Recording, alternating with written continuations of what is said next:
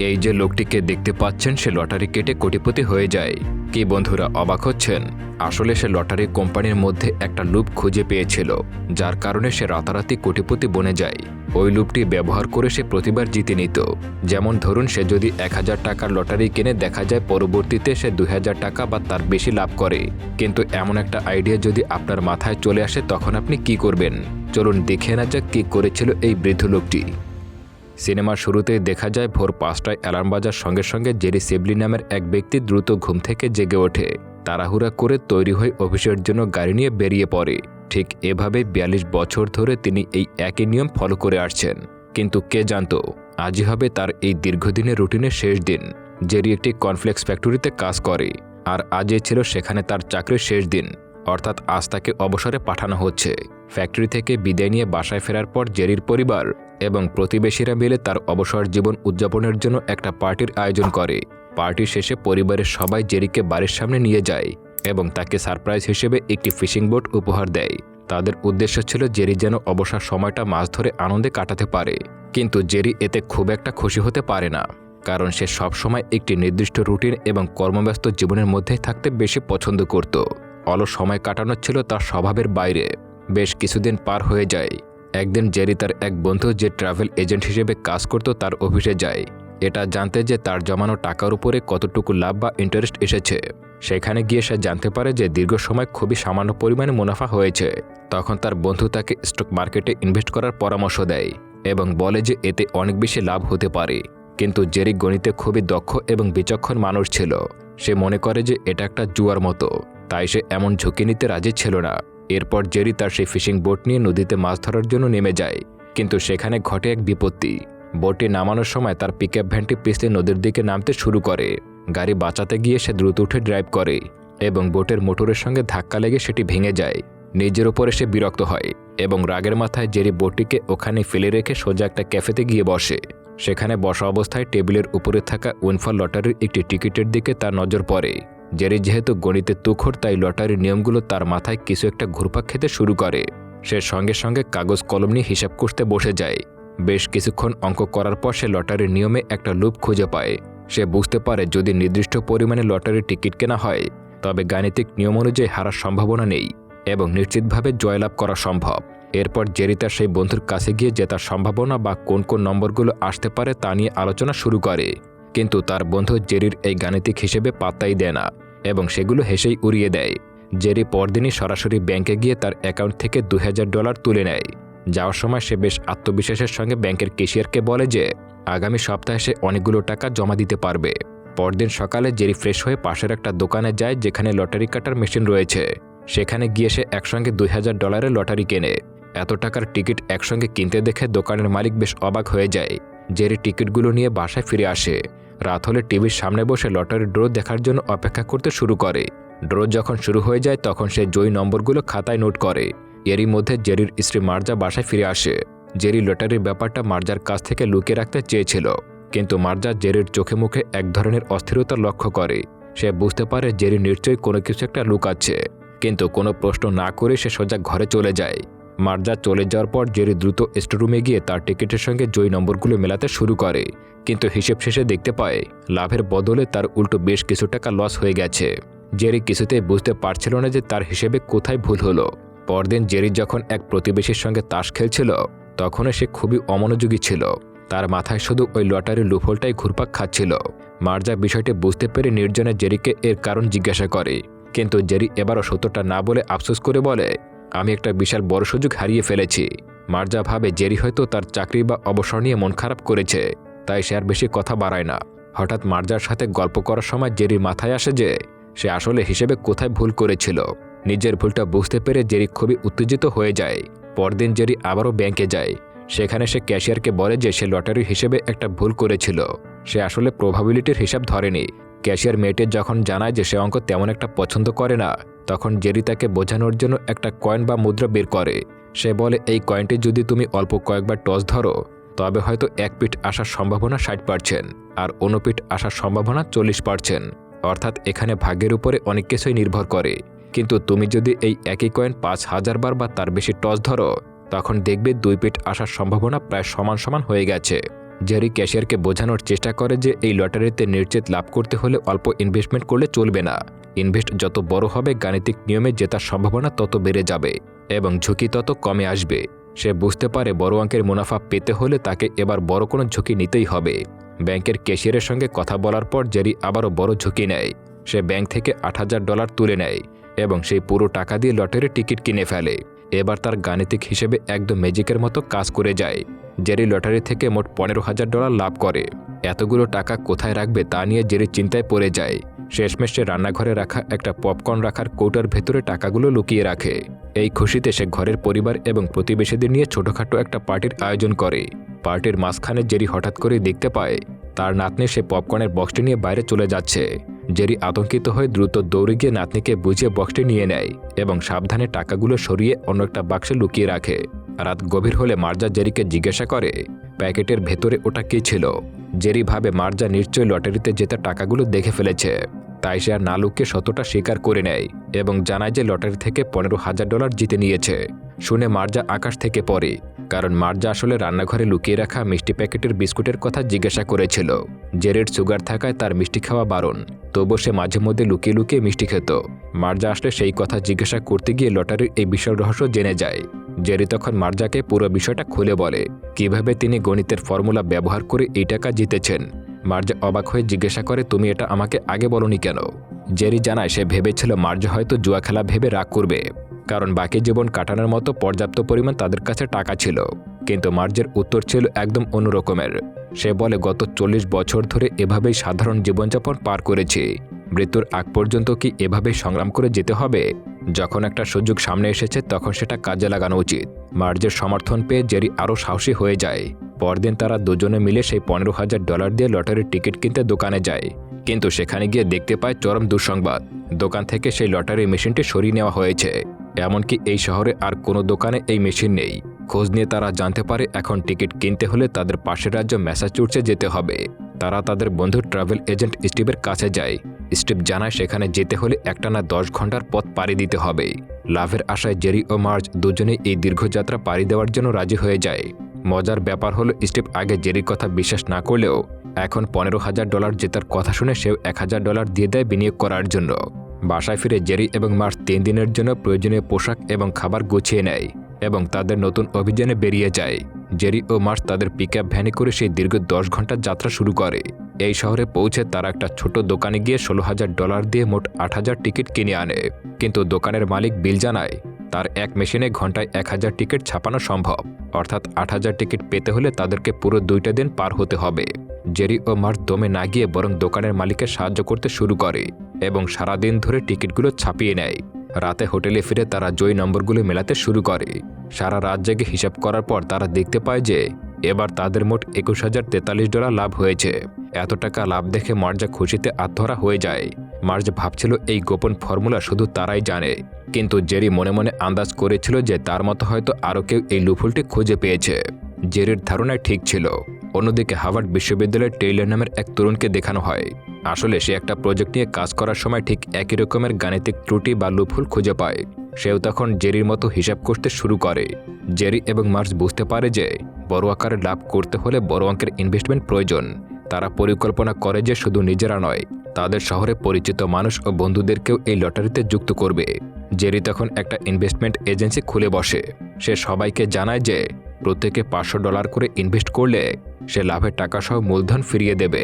জেরিকে সবাই দীর্ঘকাল ধরে চেনে এবং বিশ্বাস করে, তাই সবাই এই প্রস্তাবে রাজি হয়ে যায়। এবার জেরি মোট $40,000 নিয়ে সেই দোকানে টিকিট কিনতে যায়। এত বড় অঙ্কের টিকিট দেখে দোকানের মালিক বিল অবাক হয়ে যায়।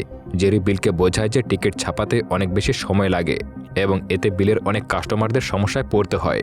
তাই বুদ্ধি করে জেরি দোকানের মালিক বিলকেও তাদের গ্রুপে ইনভেস্ট করার জন্য প্রস্তাব দেয়। বিল রাজি হয়ে যায় এবং আরও বেশ কিছু বন্ধুকে এই দলে যোগ করতে শুরু করে। এরপর সবাই মিলে পুরোদমে লটারির টিকিট ছাপানোর কাজে লেগে পড়ে। কিন্তু এই বিশাল কর্মকাণ্ডের উপর নজর পড়ে যায় দ্য বোস্টন গ্লোব নামের একটা পত্রিকার সম্পাদক এই লটারি বিষয়টাকে একটা বড় নিউজ হিসেবে দেখানোর সম্ভাবনা খুঁজে পায়। সে মায়া নামের এক নারী রিপোর্টারকে দায়িত্ব দেয় যে এই পুরো রহস্যটা অনুসন্ধান করার জন্য। মায়া ঘটনাটির গভীরে যাওয়া শুরু করে। পরদিন সকালে জেরির ঘরে কেউ একজন কড়া নাড়তে শুরু করে। কে হতে পারে এই নতুন আগন্তুক? কাহিনী এখন আরও রোমাঞ্চকরের দিকে এগিয়ে যাচ্ছে। সেই সঙ্গে আপনারাও চাইলে চ্যানেলটিকে সাবস্ক্রাইব করে দিতে পারেন। তো যাই হোক, জেরি দরজা খুলতেই দেখতে পায় বিল দাঁড়িয়ে আছে। বিল খুশির খবর নিয়ে এসেছে যে আগে লটারি থেকে তারা মোট $82,000 লাভ করেছে। লাভের অঙ্ক এভাবে দ্বিগুণ হতে দেখে গ্রুপের সবাই উল্লাসে ফেটে পড়ে। এরপর থেকে জেরি ও তার দল বিনিয়োগের পরিমাণ দিন দিন বাড়াতে শুরু করে এবং টিকিট ছাপানোর গতিও বাড়িয়ে দেয়। নিজেদের ভাগ্য এভাবে বদলে যেতে দেখে জেরি ও মার্ক দুজনেই খুব খুশি ছিল। একদিন জেরি তার বন্ধু স্টিভের অফিসে গিয়ে সবার বিনিয়োগের আপডেট দেয়। জেরি যখন জানায় যে সবার লাভের পরিমাণ এখন আগের চেয়ে অনেক বেশি, তখন অফিসের সবাই আনন্দে মেতে ওঠে। কিন্তু এই খুশির মাঝেই তৈরি হয় নতুন সংকট। হার্ভার্ডের সেই মেধাবী ছাত্র টেইলর লটারি লুফুলটি পুরোপুরি বুঝে ফেলে এবং তার বন্ধুদের ইনভেস্ট করাতে রাজি করায়। অর্থাৎ জেরির অজান্তেই এখন বাজারে তার এক শক্তিশালী প্রতিদ্বন্দ্বী তৈরি হয়ে গেছে। জেরি তার শহরে ফিরে এসে বিনিয়োগকারীদের নিয়ে একটি মিটিং করে। সেখানে সে তার জীবনের সবথেকে বড় বাজি ধরার ঘোষণা দেয়। জেরি জানায় যে এবার সে $6 লক্ষ ইনভেস্ট করবে এবং 3,12,000 টিকিট কিনবে। স্টিভ অবাক হয়ে জিজ্ঞাসা করে, এত ঝুঁকি না নিয়ে আগের মতো অল্প অল্প করলেই তো হয়। জেরি উত্তরে খুবই গুরুত্বপূর্ণ একটা কথা বলে। সে জানায় যে লটারির কর্তৃপক্ষ যে কোনো সময় এই নিয়ম বদলে দিতে পারে, তাই হাতে যতক্ষণ সময় আছে সেটাকে কাজে লাগানো উচিত। তাছাড়া সামনেই শহরের জাজ ফেস্টিভ্যাল। জেরি চেয়েছিল তার আগে শহরের সাধারণ মানুষের হাতে বড় অঙ্কের টাকা তুলে দিতে। জেরি ও মার্স আবারও বিলের দোকানে ফিরে যায়। বিল টিকিট ছাপানোর জন্য আরও একটা নতুন মেশিনের ব্যবস্থা করে, কিন্তু লটারি কর্তৃপক্ষের নিয়ম অনুযায়ী এক দোকানে 2টা মেশিন রাখা নিষেধ। তাই বিল বুদ্ধি করে পাশের তার এক বন্ধুর দোকানে দ্বিতীয় মেশিনটির ব্যবস্থা করে দেয়। বিলের দোকানে মার্জ আর অন্য দোকানে জেরি দুজন মিলে দিনরাত এক করে টিকিট ছাপানোর কাজ শুরু করে। 12 ঘন্টা করে কাজ করে তারা 4 দিনে এই বিশাল লক্ষ্য পূরণের চ্যালেঞ্জ নেয়। এদিকে নিউজ ক্লাবের রিপোর্টার মায়া তার বসকে সব তথ্য দিয়ে জানায় যে জেরি নামের এক ব্যক্তি বিশাল অঙ্কের টাকা লটারিতে ইনভেস্ট করেছে এবং প্রতিবারই জিতে যাচ্ছে। মায়া জেরির প্রোফাইল ঘাটলে জানতে পারে যে এই লোকের কোনো ক্রিমিনাল রেকর্ড নেই, এমনকি তিনি জীবনে কখনো জালিয়াতির সঙ্গে যুক্ত ছিলেন না। মায়ের মনে বড় একটা প্রশ্ন দেখা দেয়, একজন মানুষ কেন 10 ঘন্টা ড্রাইভ করে অন্য শহরে গিয়ে টিকিট কাটবেন, আর কিভাবে তিনি নিশ্চিতভাবে প্রতিবার জিতে যাচ্ছেন। এই রহস্য উদ্ঘাটন করার জন্য মায়া তার কোম্পানির অডিটরের সঙ্গে কথা বলে এবং জেরির এই গাণিতিক জাদু ধরার জন্য আরও গভীরে যাওয়ার সিদ্ধান্ত নেয়। রিপোর্টার মায়ের কাছ থেকে সবকিছু জানার পর অডিটর তাকে এই লুপহোল নিয়ে আরও বিস্তারিত খোঁজখবর নিতে বলে। অন্যদিকে টেইলর এবং তার হার্ভার্ডের বন্ধুরা মিলে প্রথমবারই $500 লাভ করে বসে। এতে তারা দারুণ উত্তেজিত হয়ে যায়। টেইলর পরের আরও বড় ইনভেস্টমেন্টের পরিকল্পনা করে। ঠিক সেই সময় টেইলরের এক বন্ধু জানায় যে সে লটারির অফিসিয়াল ওয়েবসাইট থেকে তথ্য জানতে পেরেছে যে জেরি নামের একজন ব্যক্তি তাদের মতোই এই লুপহোল ব্যবহার করে বিপুল পরিমাণে টাকা ইনকাম করছে। তারা ডাটাবেস চেক করে জেরির অবস্থান এবং তিনি কোন দোকান থেকে টিকিট কিনছেন তা বের করে ফেলে। টেইলর হিসাব করে দেখতে পায় যে জেরি যেই পরিমাণ টিকিট কিনেছে তা ছাপাতে কমপক্ষে 1 সপ্তাহের মতো সময় লাগবে। অর্থাৎ ওই সময়ের মধ্যেই ওই শহরে গেলেই জেরিকে হাতে নাতে ধরা যাবে। টেইলর তখন জেরির সঙ্গে দেখা করার এবং তাকে থামানোর পরিকল্পনা করে। এদিকে জেরি এবং মার্স লটারি টিকিট ছাপানোর কাজ শেষ করে বিলের দোকানে আসে। সেদিন ছিল জেরি এবং মার্জের 46তম বিবাহ বার্ষিকী। ক্লান্তিকর কাজের মাঝেও এই বিশেষ দিনটি উদযাপন করার জন্য তারা দুজনে ড্রিঙ্কস করে এবং নাচতে শুরু করে। ঠিক সেই মুহূর্তে সেখানে হাজির হয় টেইলর এবং তার বন্ধু এরিক। তারা জেরিকে দেখে হাসাহাসি শুরু করে দেয়। টেইলর ভেবেছিল জেরি হয়তো কোনো বড় গ্যাংস্টার বা বিশাল কোনো টিমের লিডার হবে, কিন্তু একজন সাধারণ বয়স্ক মানুষকে এভাবে লটারির টিকিট নিয়ে কাজ করতে দেখে তারা তাকে নিয়ে তুচ্ছ-তাচ্ছিল্য করতে শুরু করে। টেইলর উদ্যতের সঙ্গে কথা বলে। সে বলে যে এই বয়সে এত খাটাখাটি করার কি দরকার, তার চেয়ে বড় অঙ্কের টাকাটা আমাদেরকে দিয়ে দিন, আমরাই সব হ্যান্ডেল করে নেব। জেরি সরাসরি তাদের প্রস্তাব ফিরিয়ে দেয়। এতে অপমানিত বোধ করে টেইলর জেরিকে হুমকি দিয়ে সেখান থেকে চলে যায়। অন্যদিকে বোস্টন গ্লোবের রিপোর্টার মায়া সরাসরি লটারি কোম্পানির প্রধানের সঙ্গে দেখা করে।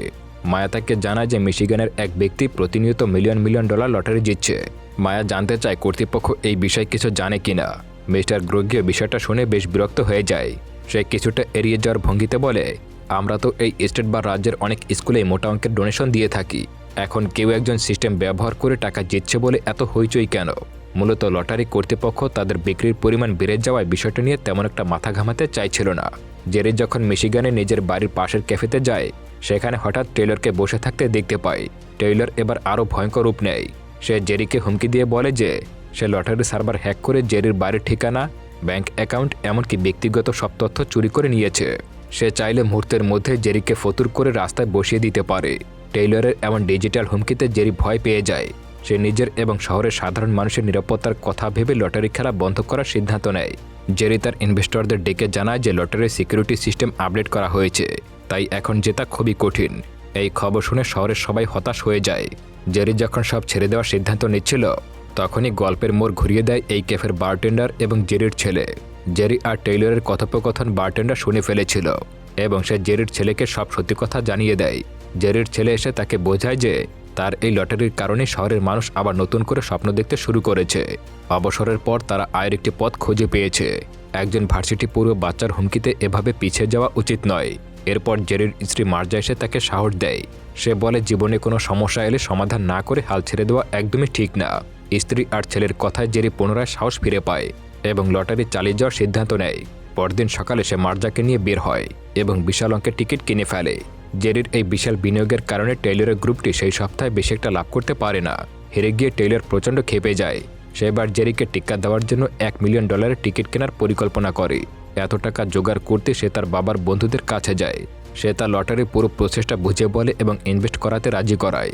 তার বাবা তাকে উকিল বানাতে চাইলেও টেইলর প্রমাণ করতে চায় যে সে খুব দ্রুত টাকা আয় করতে পারবে। অবশেষে তার বাবার বন্ধুরাও এই বিশাল ঝুঁকিতে বিনিয়োগ করতে রাজি হয়ে যায়। টেইলর তার বাবার বন্ধুদেরকে রাজি করিয়ে বিশাল অঙ্কের মূলধন জোগাড় করে এবং তার বন্ধুদেরকে বিভিন্ন দোকানে পাঠিয়ে দেয় যেন তারা সব লটারি টিকিট কিনে নিতে পারে। অন্যদিকে জেরি ও মার্স বিলের কাছে গিয়ে জানতে পারে যে কেউ একজন বাজারের সব টিকিট কিনে নিয়েছে। জেরি বুঝতে পারে যে এটা টেইলরের কাজ। জেরি সরাসরি ভার্সিটিতে গিয়ে টেইলর ও তার বন্ধুদের সঙ্গে দেখা করে। সেখানে সে টেইলরের বন্ধুদের সামনে ফাঁস করে দেয় যে টেইলর একটি গোপন হিসেব ব্যবহার করে লাভের বেশিরভাগ অংশ নিজের পকেটে ভরছে। এই কথা শুনে টেইলরের বন্ধুরা তার উপরে আস্থা হারিয়ে ফেলে এবং লটারির কাজ পুরোপুরি বন্ধ করে দেয়। জেরি বুঝতে পারে যে সামনে বিপদ আসছে, তাই সে নিজেই লটারি দপ্তরে গিয়ে মিস্টার গ্রোগের সঙ্গে দেখা করে। জেরি তাদেরকে অনুরোধ করেন যে লটারির সব ফলাফল এবং বিজয়ীদের তথ্য ওয়েবসাইটে প্রকাশ করা হোক যাতে স্বচ্ছতা বজায় থাকে। লটারি কর্তৃপক্ষ জেরির সততায় মুগ্ধ হয়ে যায় এবং তার দাবি মেনে নেয়। ফলাফল ওয়েবসাইটে আসতেই টেইলরের জালিয়াতির সব পথ বন্ধ হয়ে যায় এবং তার সব সঙ্গী তাকে ছেড়ে চলে যায়। এদিকে রিপোর্টার মায়ের কাছে একটা পার্সেল আসে। এখানে গত কয়েক মাসে বিজয়ীদের তালিকা ছিল। সেখানে সে জেরি এবং টেইলর দুজনের নামই দেখতে পায়। মায়া সরাসরি জেরির বাড়িতে গিয়ে তাকে জিজ্ঞাসাবাদ করে। জেরি কোনো কিছু না লুকিয়ে মায়াকে তার স্টোরুম ভর্তি টিকিটের বক্স দেখায় এবং স্পষ্ট জানায় যে সে কোনো জালিয়াতি করেনি, বরং গাণিতিক নিয়ম মেনে সবার ভালোর জন্যই এটি করেছে। মায়া দ্বিধায় পড়ে যায়। সে এমন একজন ভালো মানুষের বিরুদ্ধে কিভাবে নিউজ করবে, কিন্তু তার এডিটর শুধুমাত্র ট্রেন্ডিং টপিক চায়। বাধ্য হয়ে মায়াকে নিউজটি প্রকাশ করতে হয়। পরদিন দেখা যায় লটারি কর্তৃপক্ষ বিলের দোকানে লটারি মেশিন এবং লাইসেন্স বাতিল করে দিয়েছে। পত্রিকায় টেইলর ও জেরির ছবি সহ খবর ছাপানো হয়। টেইলরের বাবা হোস্টেলে এসে তাকে বাড়িতে নিয়ে যায়। লটারি নিয়ে নানা অভিযোগ ওঠায় কর্তৃপক্ষ চিরতরে ওয়াইনফল লটারি বন্ধ করার সিদ্ধান্ত নেয়। তবে শেষবারের মতো একটা ড্র হওয়ার অনুষ্ঠান ঘোষণা দেওয়া হয়। লটারি বন্ধ হয়ে যাওয়ায় জেরির মন খুবই খারাপ। সে ভেবেছিল ইনভেস্টরদের কি জবাব দেবে। স্টিভ তাকে নিয়ে একটা মিটিংয়ে যায়। জেরি ভয় পাচ্ছিল যে সবাই হয়তো তার উপরে রাগ করবে, কিন্তু সেখানে গিয়ে সে অবাক হয়ে যায়। পুরো শহর আলোকসজ্জায় সাজানো হয়েছে। আসলে শহরের মানুষ তাদের জমানো টাকা দিয়ে জাজ ফেস্টিভ্যালের আয়োজন করেছে। তারা সবাই জেরি এবং মার্সকে অভিনন্দন জানায়। তারা বুঝতে পেরেছিল জেরি তাদেরকে ঠকায়নি, বরং তাদের জীবনকে আরও সুন্দর করার চেষ্টা করেছে। তারা জেরিকে জানায় যে শেষবারের উৎসবের আমেজে সবাই যখন মেতে আছে তখনই লটারির সর্বশেষ ড্র ফলাফল প্রকাশিত হয়। ফলাফল দেখে জেরি, মার্স এবং শহরের প্রত্যেকটা মানুষ স্তব্ধ হয়ে যায়। দেখা যায় শেষবারে এই ড্র থেকে জেরি ও তার গ্রুপ মোট $27 মিলিয়ন লাভ করতে সক্ষম হয়েছে। এই বিশাল অঙ্কের জয় শুধুমাত্র জেরির একার নয়, পুরো শহরের মানুষের বিশ্বাসের জয়। সবাই আনন্দের সঙ্গে উৎসবে মেতে ওঠে। যে শহরটি একসময় নিস্তেজ হয়ে পড়েছিল, জেরির একটি গাণিতিক ফর্মুলা আর সৎ সাহসের কারণে আজ সেখানে প্রাণের জোয়ার বইছে। সিনেমার একেবারে শেষ দৃশ্যে পর্দায় ভেসে ওঠে এই কাহিনীর আসল রূপকারদের ছবি। আমাদের গল্পের জেরি ও মার্স আসলে বাস্তবে জেরি সেবলি এবং মার্স সেবলি। তাদের এই অসাধারণ জীবন কাহিনী এবং বুদ্ধিমত্তার মাধ্যমে সিনেমাটা তৈরি করা হয়েছিল। বন্ধুরা, যখন গল্পটা শুনেছিলেন তখন কি আপনাদের মনে হয়েছিল যে এটা সত্য ঘটনা? অবশ্যই কমেন্ট করে জানিয়ে দিবেন। আর এমন একটা ঘটনা যদি আপনার সঙ্গে ঘটতে থাকে তাহলে আপনি প্রথমে কোন কাজটা করতেন অবশ্যই কমেন্ট করে জানাবেন। আর এতক্ষণ ভিডিওটি দেখার জন্য অসংখ্য ধন্যবাদ।